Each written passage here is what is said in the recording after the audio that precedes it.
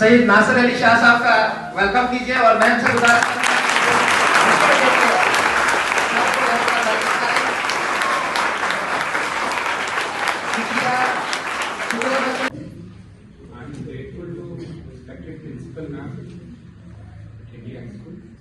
and all the teachers, staff members who are presented here.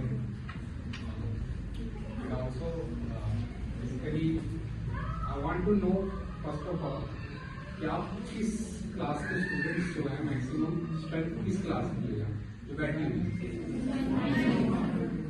7, 9, anyone from 10? No sir.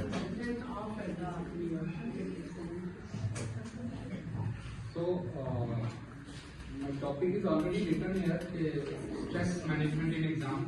So, first of all, हम discuss ये करेंगे कि examination के वक्त ये स्ट्रेस क्यों आता है।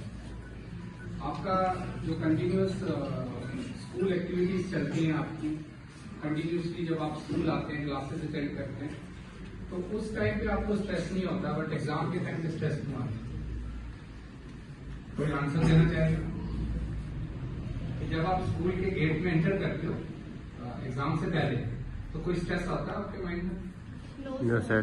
खुशी खुशी आते हो, क्लासेस अटेंड करते हो और खुशी खुशी वापस चले जाते हो। एग्जाम के टाइम पे ऐसा क्या हो जाता है कि आपको इसी गेट के अंदर वापस आना और इसी क्लासरूम में एग्जाम देना, बट स्ट्रेस जो है आपको उस टाइम पे क्यों होता है? सर हमें इसलिए होता है क्योंकि सर हम जो होते हैं मतलब हमें पता होता है कि हमने नेक्स्ट ईयर जाना है, हमें ये टेंशन होती है अगर हमें कुछ भी भूल जाए, हमें थोड़ी सी मिस्टेक हो जाए, हो सकता है हम इसी साल मतलब इसी आपका वो टाइम लैप्स करेगा। जो स्टूडेंट्स थोड़े भी फोकस्ड होते हैं कि हमें करना क्या, basically they start their preparation according to their aim in life right from their 8th standard. और यूजुअली क्या होता है, 8th स्टैंडर्ड की बात मैं यहाँ पे कर रहा हूँ, बट आप जब मेट्रोपॉलिटन सिटीज में चले जाते हो ना, आप दिल्ली, बेंगलोर, हैदराबाद, चेन्नई, महाराष्ट्र, इन जब सिटीज में आप जाते हो तो वहां के बच्चे, वहां के पेरेंट्स इतने ज्यादा फोकस्ड होते हैं कि वो अपने बच्चों को 6 से ही प्रिपेयर करवाना शुरू कर देते हैं। उनके माइंड में वो एक गोल डाल के रखते हैं कि बच्चे आपको ये 3 गोल हैं, इसके अकॉर्डिंगली पढ़ना है। फॉर एग्जाम्पल वो आपको बोलेंगे कि बच्चे ये 3 जॉब्स हैं, डॉक्टर की है, इंजीनियर की है, या फॉर एग्जाम्पल IAS बनना है आपको। अब आपको इसी के अकॉर्डिंगली अपना एम बना ले, एक कोई फोकस रखें आप कि आपको करना क्या है, उसके अकॉर्डिंगली पढ़ना शुरू करें। और जो बहुत ही ज्यादा फोकस पेरेंट्स, बिकॉज देखिए ये जो स्ट्रेस है एग्जाम में, कल जितना पढ़ लूं उतना कम है, और उस वजह से क्या हो रहा है कि आप माल नरिश्ड हो रहे हो। एक तो फोकस करना, ठीक है, आपका मन नहीं कर रहा फोकस करने के लिए, बट स्टिल करना है क्योंकि आपको फियर ऑफ फेलियर है कि फेल हो जाएंगे, ठीक है। That means you are involve yourself in excessive competition.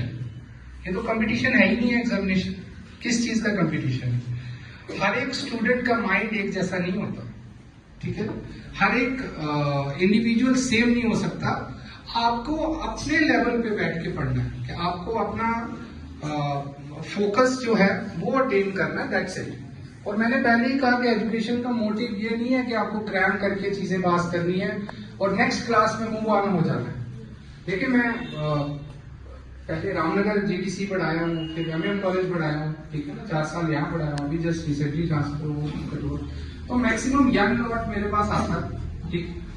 और वो यंग लॉट जो है right from their first class से ग्रेजुएशन तक वो इंग्लिश पे ही एग्जाम दे रहे हैं, इंग्लिश पे ही पढ़ रहे हैं, बट स्टिल वो इंग्लिश बोल नहीं सकते। अगर मैं उनको बोलूंगा कि मुझे कोई लेटर लिख के दे दो, फॉर एग्जांपल फाइनल ईयर के स्टूडेंट्स जो जस्ट अभी डिग्री, तेरे चमन में कभी देर तक खिजा न रहे, बाहर भी जाए तो फिर ठहर ठहर जाए, बाहर भी जाए तो फिर ठहर ठहर जाए। बहुत हेडमास्टर साहब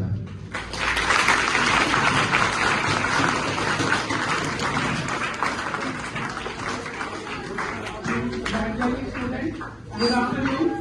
हमारे स्टीम्ड गेस्ट डॉक्टर सईद साहब, मेरे कुलीग्स और प्यारे बच्चों, आपका सवाल सुन के पहले मैं उसी से शुरुआत करूंगी।